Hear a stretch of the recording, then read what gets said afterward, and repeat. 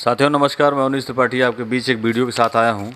और ये पूरा वीडियो जो है भर्ती पर आधारित है, जिसमें जैसे तमाम परिचालकों द्वारा और चालकों द्वारा हमसे पूछा जा रहा था। और लगभग सभी डिपो में, पूरे उत्तर प्रदेश में जितने भी डिपो हैं वहाँ पे चालकों की भर्ती जो है निकल रही थी, छोटे छोटे स्तर पे।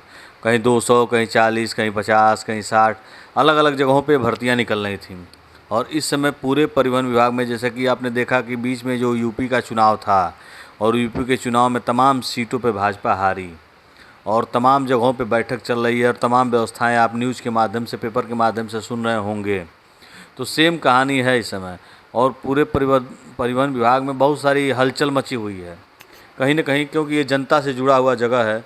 और जनता जब बसों में बैठती है तो राजनीति की बातें ज़रूर होती हैं, तमाम मुद्दों पर चर्चा होती है और परिचर्चा होती है।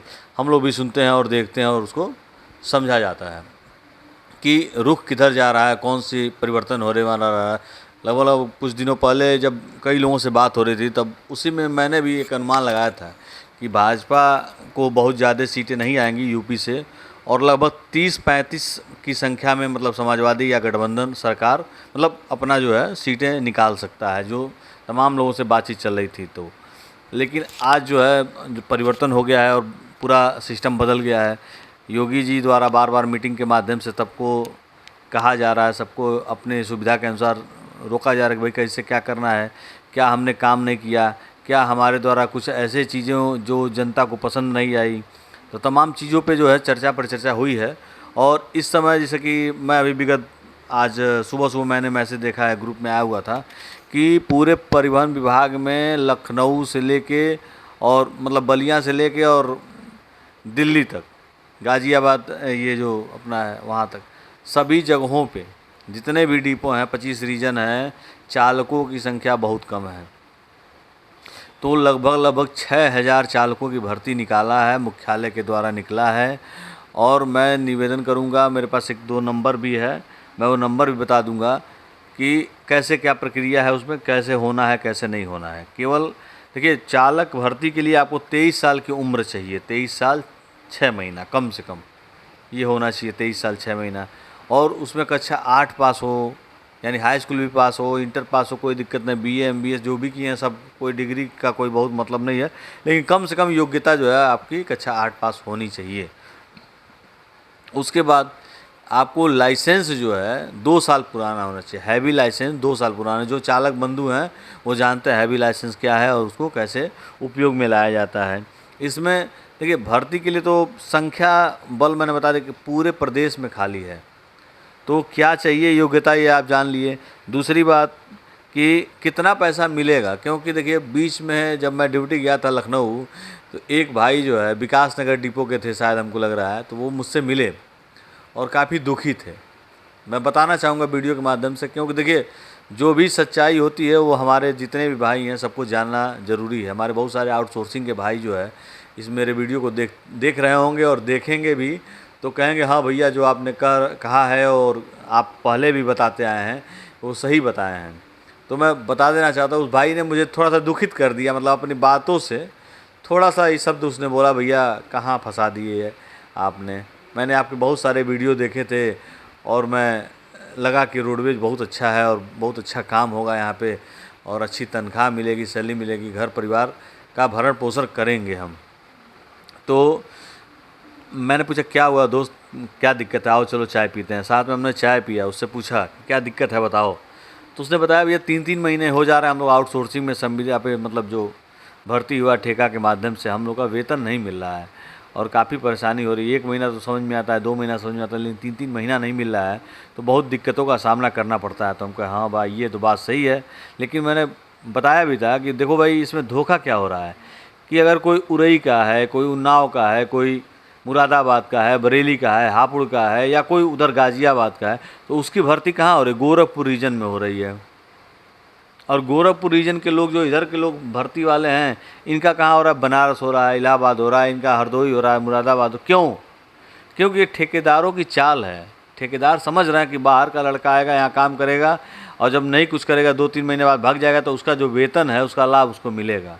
जो 25,000 सिक्योरिटी जमा किया, अगर वो दोबारा मांगेगा नहीं तो उसका लाभ उसको मिलेगा।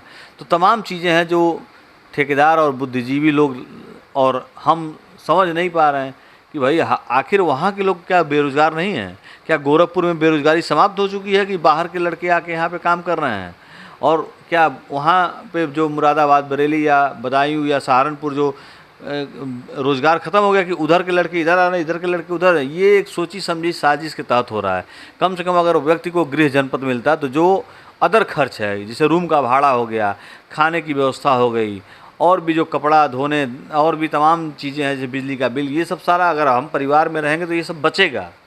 और ये जब बचेगा तो हमको दिखाई देगा कि हाँ भैया, हमने 3,000 रुपया बचा लिया महीने में, 32-36,000 महीना सालाना बचा लिया हमने, 2-4 लाख रुपया 5 साल में बचा लिया हमने। लेकिन होता क्या है, यहाँ तो घर से माता पिता से पैसे मांग के आदमी आ रहा है, भाई बंधुओं से पैसे मांग के आ रहा है कि हाँ भैया तनख्वाह मिलेगा तो देंगे, तनख्वाह मिला तो पता चला सारा पैसा बांटने में चला जा रहा है। चलिए ठीक है, ये सब चीज़ें हैं, मन में आ गया और मैंने देखा तो बात कर लिया। लेकिन बता देना चाहता हूँ, चालक भाई जितने भी हमारे हैं जिनकी भर्ती होने वाली है, 6,000 की भर्ती पूरे प्रदेश में निकल रही है, लखनऊ से ये खबर है। और इसमें क्या क्या आपको मिलेगा, क्या क्या नहीं मिलेगा, योग्यता तो बता दिया गया है, लेकिन अब कितना पैसा आपको मिलेगा, देखिए आउटसोर्सिंग में और इसमें अंतर है थोड़ा सा। ये संविदा की डायरेक्ट भर्ती है और जो चालक की भर्ती हो रही है डायरेक्ट भर्ती है। तो इसमें आपका वेतन 1 रुपया 89 पैसा मिलेगा और 22 दिन आपको ड्यूटी करना पड़ेगा। एक बार और सुन लीजिए, 1 रुपया 89 पैसा आपको मिलेगा और 22 दिन आपको ड्यूटी करना पड़ेगा। ठीक है, 2 वर्ष जो है, अगर आपने लगातार ड्यूटी किया, अगर मान लिया आप ड्यूटी करने आए और 2 वर्ष लगातार आपने ड्यूटी किया, तो जो सुविधा संविदा कर्मचारी जो चालक हैं, परिचालक हैं, जो संविदा परिचालक हैं, जिनको ये 4 साल और 5 साल पे सुविधा मिलती थी, मात्र आपको 2 साल के अंदर ये सुविधा मिलेगी। ठीक है, जो चालक भर्ती होंगे, अगर 2 साल कंटिन्यू मेहनत करके ड्यूटी करते हैं, 22 दिन ड्यूटी करते हैं, 5,000 किलोमीटर चलते हैं और 1 रुपया 89 पैसे के हिसाब से तनख्वाह उठाते हैं, तो 2 वर्ष कंटिन्यू चलने के बाद उनका वेतन जो है 19,593 रुपया हो जाएगा।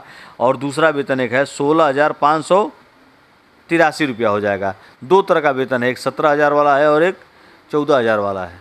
जो लोग पुराने हैं वो जानते हैं, जो नए आए हैं उनको समझने में थोड़ा सा दिक्कत होगा, लेकिन मैं बता देना चाहता हूँ, अगर आप 22 दिन 24 दिन ड्यूटी करते हैं, महीने में 30 दिन ड्यूटी करते हैं, तो आपको 265 दिन ड्यूटी करना रहता है और 78,000 किलोमीटर चलना रहता है। उसके बाद आपका वेतन फिक्स हो जाएगा। सेम कहानी यही है। उसमें एक और जो चालकों के साथ मैं जोड़ रहा हूँ कि दुर्घटना रहित, अगर 1 साल आपने ड्यूटी किया, कोई भी दुर्घटना नहीं घटी, कोई भी एक्सीडेंट नहीं हुआ आपकी गाड़ी से या कहीं भी ठुकाई नहीं हुई, तो आपको अतिरिक्त बोनस के रूप में 1,000 रुपया महीना जो मिलता था पहले, हो सकता है अब जो है 12,000 रुपया सालाना मिलेगा। ये वेतन के अलावा का जो मैं बता रहा हूँ, ये परिचालकों में सुविधा नहीं है, लेकिन ये चालकों के लिए सुविधा, अच्छी सुविधा है और ये मिलना चाहिए। आप अगर परिवहन विभाग में आते हैं तो आपका EPF का पैसा कटेगा और EPF भी आपको मिलेगा।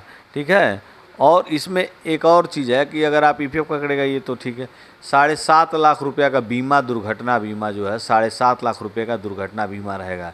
यानी कोई बात होती है तो परिवार को आपको 7.5 लाख रुपया दुर्घटना बीमा मिलेगा। ठीक है, और एक और इसमें एक थोड़ा सा दे दिया है, थोड़ा हंसी का भी है कि फ्री यात्रा। अरे भाई, जब हम परिवहन विभाग में काम कर रहे हैं, हम रोडवेज में गाड़ी चलाते हैं, फ्री यात्रा में तो रहेंगे लगभग, ड्यूटी जाते समय या आते समय तो फ्री यात्रा रहेंगे। पास तो मिलता नहीं है, मिलने के लिए तो कहा गया है, आदेश भी हो गया, लेकिन मिला नहीं आज तक। नाइट की बात हुई कि 100 रुपया मिलेगा, आज तक नहीं मिल रहा है और भगवान जाने पता नहीं कब तक मिलेगा। लेकिन 1-2 चीज़ें ये हैं, और एक और चीज़, सिक्योरिटी जो पहले 10,000 रुपये जमा होती थी, 5-5 हज़ार 2 बार में जमा होती थी, इस बार सिक्योरिटी मात्र 2,000 रुपया कर दी। कितना? मात्र 2,000 रुपया सिक्योरिटी आपकी जमा होगी। ये हार के बाद सुधरने की व्यवस्था है। कहीं इसको किसी नेता को मत दिखा दीजिएगा, नहीं तो पता चलेगा कि लुक बना देगा। और इसके साथ सिक्योरिटी आप जान लिए कि 2,000 रुपये सिक्योरिटी आपको जमा करना है।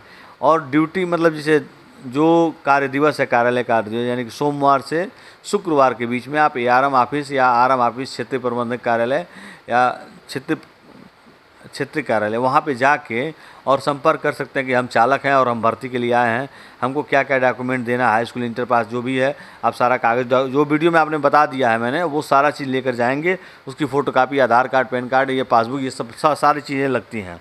ठीक है, उसमें मैं अंत में एक थोड़ा सा जोड़ना चाहता हूँ।